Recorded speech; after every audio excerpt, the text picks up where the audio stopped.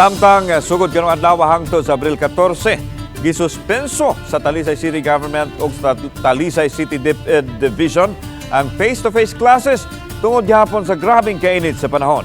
Ang detalye sa live report ni Femari Dumabok. Fem.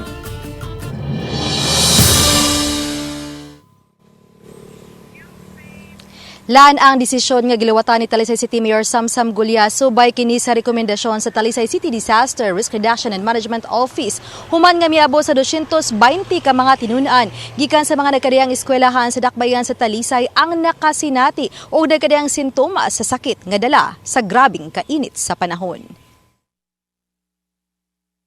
Moabot sa 220 ka mga tinunan gikan sa daghang laing public school sa dakbayan sa Talisay ang narespondihan sa mga responder sa Talisay City Disaster Risk Reduction and Management Office tungod sa kainit sa panahon. Sa ilang talaan, sagad sa mga bata gisunggo, nawad-an og panimuot, naglisod og paghinawa sukad niadtong Pebrero hangtod Marso.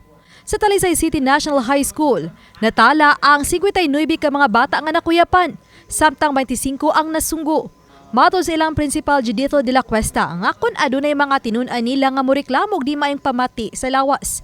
Gawas nga ipada sa clinic, i-report dayon nila kini sa City Disaster Team. There are students who will be not feeling well or there's some problem in terms of health, like if they will collapse in the classroom. Our protocol here, we will call right away an ambulance because we are not doctors. We will apply the first aid but the ambulance is coming. Giangkon sa mga tinun-an nga nakasinati sila og grabing kainit ug kaigang sa ilang mga classrooms. Init ka nang maka-feel jud mi ana kay kanang since daghan man mi sa classroom kay nya sikit-sikit ra mi so maka-feel jud mi kainit jud. Protection sa kanang sunscreen or sunblock yan ra. Then drink water lang jud ma'am para dili mo makuyapan sa time sa training. Dugang sa principal nga sawa pa ang desisyon sa Talisay City LGU, daan na silang nipatuman og modular classes. Sugod pa lang niadtong Lunes hangtod sa Abril 12. Even our athletes, we have a lot of athletes here in preparation for the Sibira. I have scheduled their training in the field. They can practice only early morning from 6 a.m. until 9. Then they can go back in the field 4 p.m. until 6 p.m. Sa talaan sa City Disaster nga gisumite ngadto sa buhatan sa mayor, adunay 120 ka mga bata ang natalang gisunggo. 75 ang nakuyapan, samtang 25 ang naglisod og pagginhawa gikan kini Pebrero hangtod Marso. Sa Risk and Vulnerability Assessment sa Talisay City Disaster nga gisumite ni CDRRM Officer Alvin Santillana, gilagway ang maong data nga alarming. Nagpatawag kog meeting yesterday afternoon with the DepEd Superintendent, Assistant Superintendent ug sa Dapu ka District Supervisor. Nakasinabot min tanan na may tingali na we will suspend face-to-face classes then mag-modular sila tanan up until April 14 and we will see how it goes. All of those are symptoms na mugawas kung grabe kainit gabi giinitan ang usa ka tawo. Kanang makuyapan, kanang mag-nosebleed, kanang maglisod og ginhawa.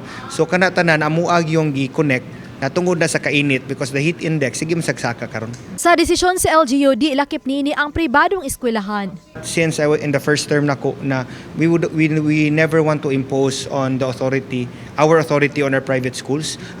Nakita lang lipay lang ko na nakita nila nga atong gibuhat, then I will leave it up into their decision kung unsay angay buhaton.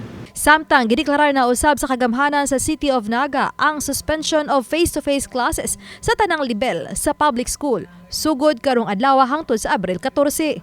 Mipagawas usab og Executive Order No. 7 ang mayor sa lungsod sa Milanilla nga nagsuspenso sa face-to-face classes sa tanang level sa pampublikong tungaan og sa pribado.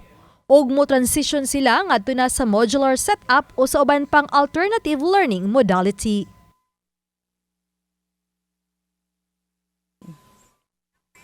Lan paday makigalayon sa pag-asa og monitoron sa local government unit ang kondisyon sa panahon alang sa mga musunod nga semana ug buwan. Kini alang na silang himuong desisyon kung padayon bang ipatuman ang cancellation sa face-to-face classes.